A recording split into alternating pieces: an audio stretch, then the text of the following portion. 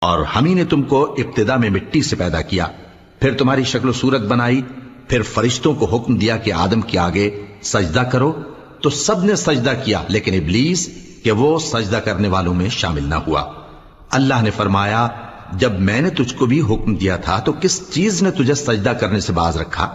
اس نے کہا کہ میں اس سے افضل ہوں، مجھے تو نے آگ سے پیدا کیا ہے اور اسے مٹی سے بنایا ہے۔ فرمایا تو بہشت سے اتر جا، تجھے شایع نہیں کہ یہاں تکبر کرے، پس نکل جا کہ تو ذلیل لوگوں میں سے ہے۔ اس نے کہا کہ مجھے اس دن تک مہلت عطا فرما جس دن لوگ قبروں سے اٹھائے جائیں گے۔